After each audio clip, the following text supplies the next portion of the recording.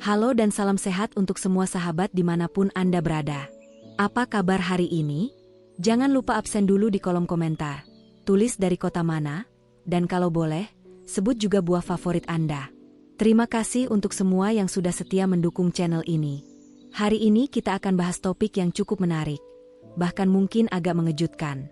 Buah-buahan yang bisa membahayakan tubuh jika dikonsumsi berlebihan. Mungkin banyak yang berpikir, loh, bukankah semua buah itu sehat?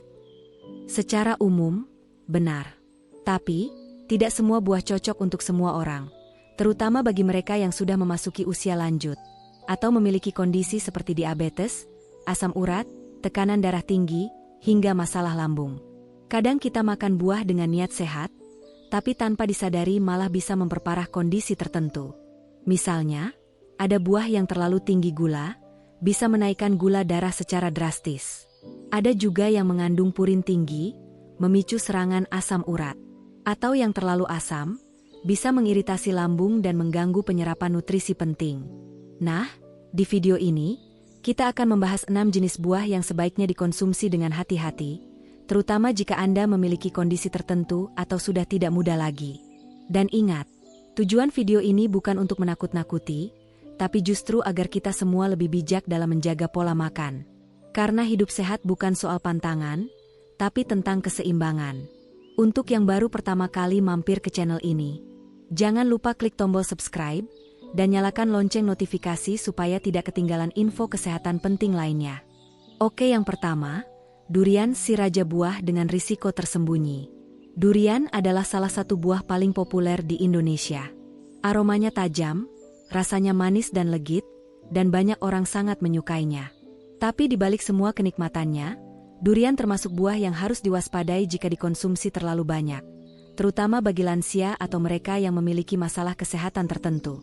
Buah ini mengandung gula alami yang sangat tinggi. Selain itu, durian juga kaya akan lemak dan kalori. Untuk orang yang sehat, mungkin tidak terasa langsung dampaknya. Tapi bagi mereka yang sudah berusia lanjut, atau yang memiliki riwayat diabetes, tekanan darah tinggi, dan asam urat, konsumsi durian dalam jumlah besar bisa memicu masalah yang cukup serius. Ada seorang pria berusia 65 tahun yang pernah membagikan pengalamannya. Ia sangat menyukai durian dan setiap musim tiba, ia membeli 2 buah sekaligus. Dalam satu malam, ia menghabiskan 1 buah sendiri. Beberapa jam kemudian, tubuhnya mulai terasa panas, kepala pusing, dan jantung berdebar. Besok paginya, tekanan darahnya naik, dan sendi lututnya mulai terasa nyeri. Setelah diperiksa, ternyata kadar gula darah dan asam uratnya juga melonjak tajam.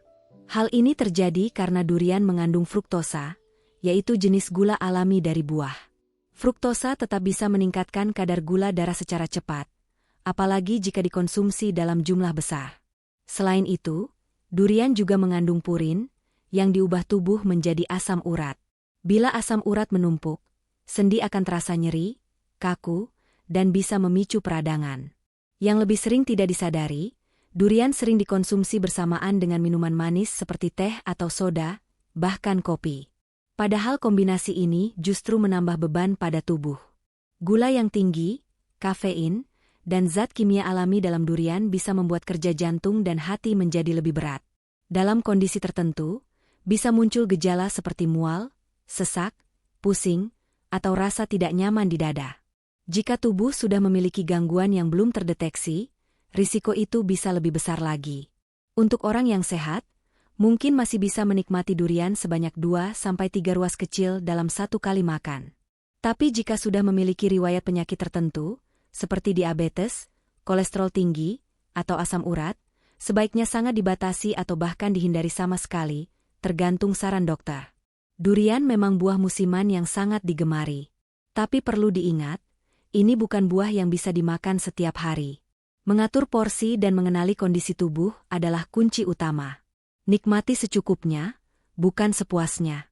Kalau Anda penggemar durian, boleh juga berbagi pengalaman di kolom komentar. Dalam sekali makan, berapa potong biasanya Anda habiskan? Apakah pernah merasa pusing atau tubuh terasa tidak nyaman setelahnya? Durian tetap bisa dinikmati, tapi harus dengan bijak. Jangan biarkan kenikmatan sesaat menjadi penyebab gangguan kesehatan di masa depan. 2 nangka manis, lezat, tapi mengandung purin.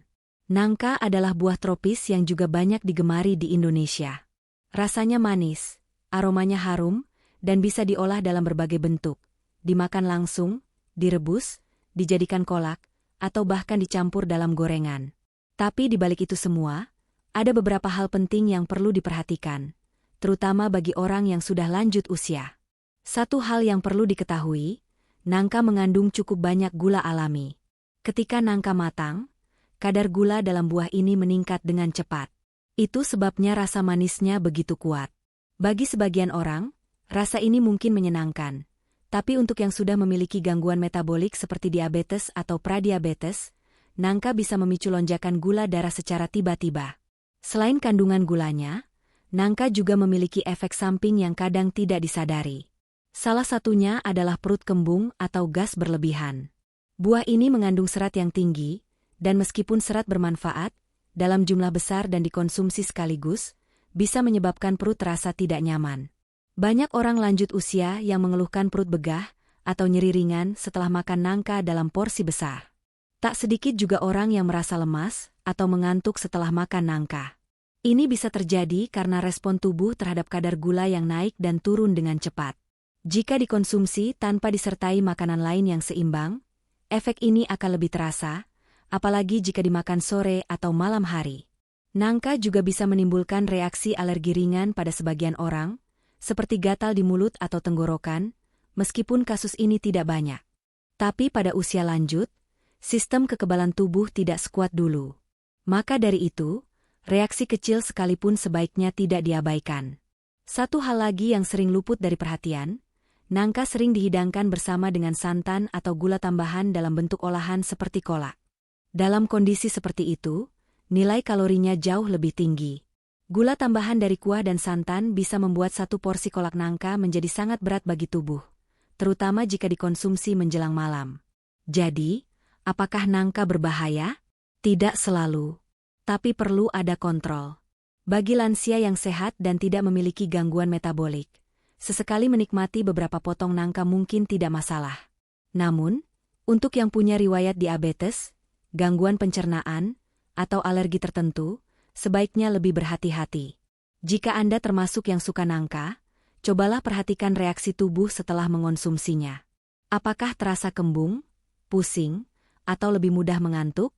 Jika iya, bisa jadi tubuh Anda memberi sinyal bahwa konsumsi nangka perlu dikurangi. Nangka adalah buah yang lezat dan penuh kenangan, karena sering jadi bagian dari jajanan masa kecil. Tapi seiring bertambahnya usia, tubuh kita tidak lagi sama. Apa yang dulu aman, sekarang bisa jadi berbeda. Maka dari itu, tetaplah bijak dan dengarkan sinyal dari tubuh Anda sendiri. 3 rambutan kecil manis, tapi bisa picu lonjakan gula.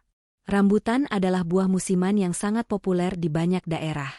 Warnanya merah cerah, bentuknya unik dengan rambut-rambut halus, dan rasanya manis serta segar. Banyak orang senang menyantap rambutan sebagai camilan, terutama saat cuaca panas. Tapi meskipun terlihat ringan dan menyenangkan, rambutan juga termasuk buah yang perlu dibatasi konsumsinya, khususnya bagi lansia. Salah satu hal yang perlu diperhatikan adalah kadar gulanya yang tinggi. Saat rambutan matang sepenuhnya, kadar fruktosa dalam daging buahnya sangat tinggi. Itu sebabnya rasanya bisa sangat manis. Untuk lansia yang sudah memiliki kecenderungan gula darah tidak stabil, mengonsumsi rambutan dalam jumlah banyak bisa menyebabkan kenaikan gula darah yang tiba-tiba. Efeknya bisa berupa rasa lemas, pusing, mudah haus, dan kelelahan.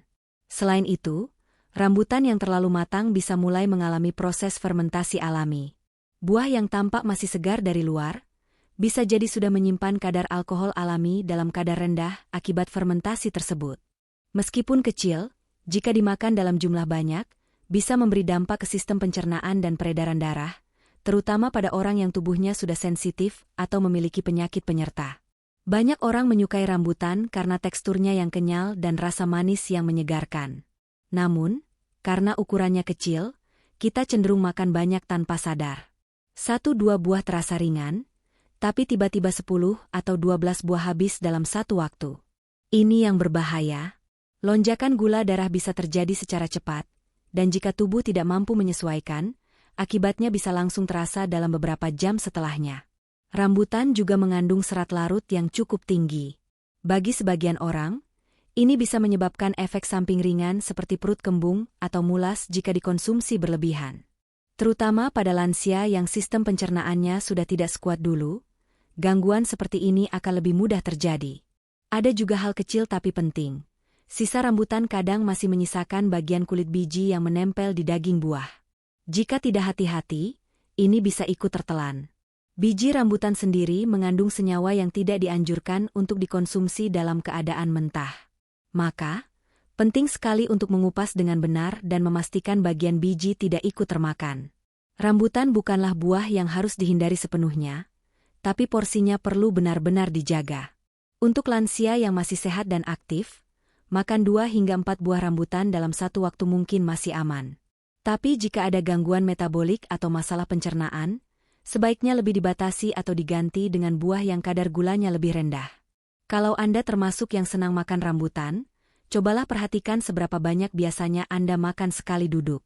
Apakah setelah itu tubuh terasa segar, atau justru mengantuk dan lemas? Respons tubuh itu penting untuk dikenali. Rambutan adalah buah yang menyenangkan, tapi tetap harus diperlakukan seperti buah musiman lainnya. Dinikmati secukupnya, tidak berlebihan. Terutama untuk lansia, kesehatan tubuh jauh lebih penting daripada sekadar rasa manis sesaat. 4 jeruk nipis, asam kuat yang bisa mengganggu lambung. Jeruk nipis seringkali dianggap sebagai buah yang sehat. Banyak orang menggunakannya sebagai campuran air minum, perasan untuk masakan, atau bahan alami untuk menjaga daya tahan tubuh. Rasanya asam menyegarkan, dan aromanya memberi kesan segar. Tapi meskipun terlihat bermanfaat, konsumsi jeruk nipis yang berlebihan, terutama pada usia lanjut, bisa memberi dampak yang kurang baik bagi kesehatan. Hal pertama yang perlu diperhatikan adalah tingkat keasaman jeruk nipis yang sangat tinggi. Asam sitrat dalam jeruk nipis bisa memberi efek buruk jika dikonsumsi terlalu sering atau dalam jumlah besar. Untuk lansia yang memiliki riwayat gangguan lambung seperti MAC, GERD, atau refluks asam, jeruk nipis bisa memicu rasa perih di ulu hati, mual, dan sensasi terbakar di dada.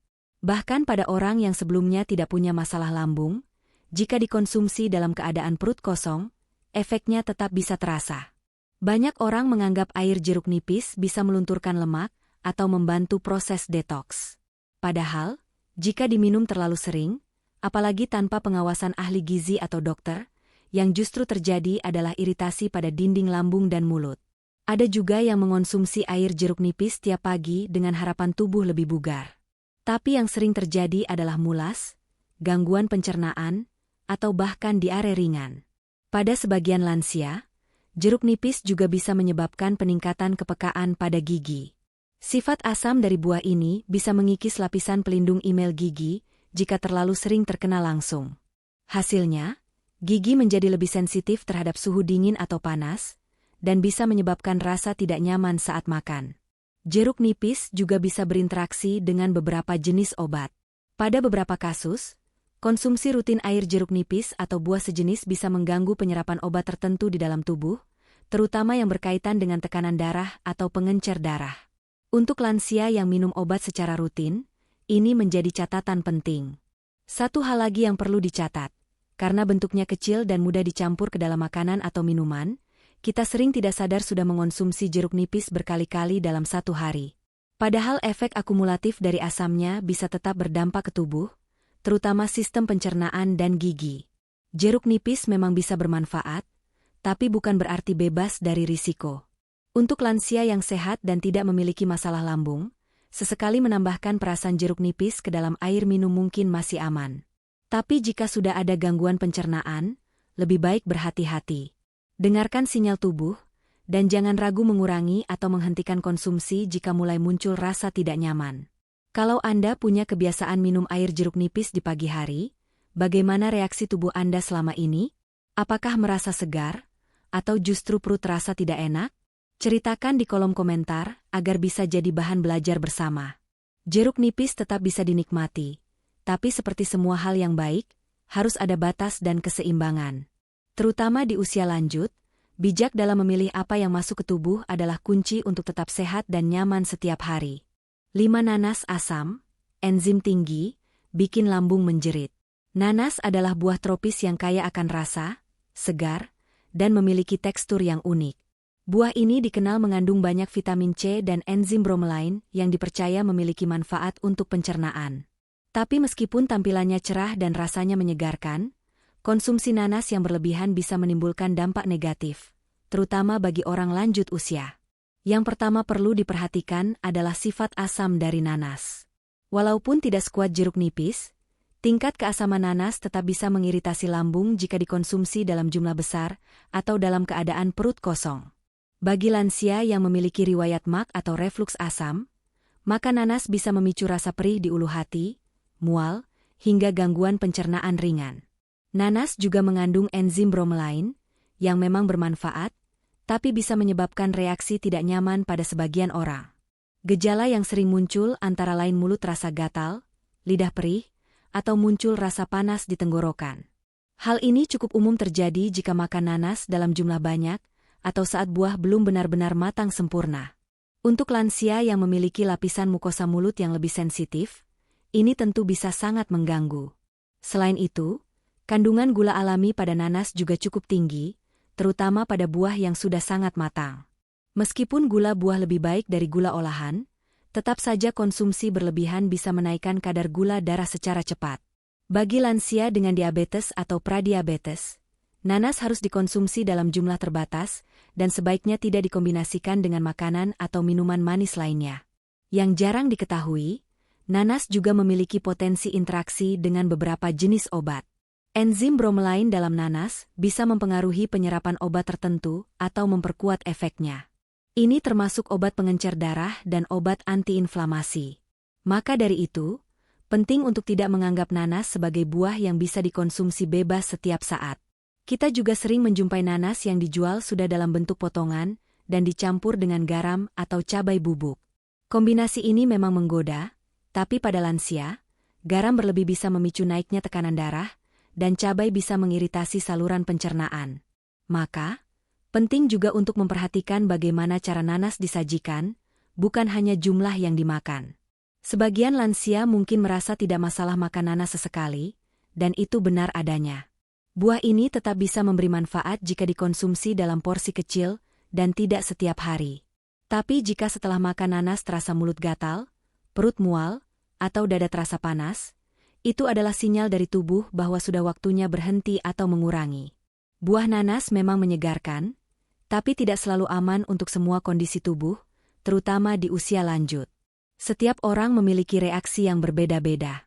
Maka, penting sekali untuk mengenali batas tubuh sendiri dan tidak hanya mengikuti rasa enak di lidah. Kalau Anda punya pengalaman makan nanas, pernahkah muncul rasa tidak nyaman setelahnya? Apakah Anda biasa memakannya langsung, atau lebih suka diolah? Cerita dari Anda bisa jadi masukan berharga untuk penonton lain yang mungkin mengalami hal serupa. Mengonsumsi nanas bisa jadi bagian dari gaya hidup sehat, asalkan disesuaikan dengan kondisi tubuh dan tidak dikonsumsi secara berlebihan. Karena di usia lanjut, tujuan kita bukan hanya menikmati rasa, tapi juga menjaga tubuh tetap nyaman dan sehat setiap hari. 6. Lemon, asam tapi sering dianggap sehat.